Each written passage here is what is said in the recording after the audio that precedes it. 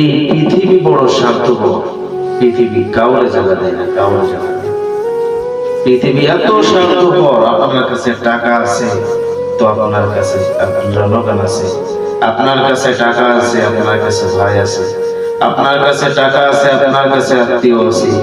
কিন্তু আপনার কাছে যদি টাকা না থাকে, আত্মীয়তার কোনো দাম নাই, ভাইয়ের কোনো দাম নাই, বোনের কোনো দাম নাই, কারোর ভালোবাসা নাই। টাকাই হলো সব। পৃথিবীতে কেমন যেন টাকাই সব হয়ে গেছে।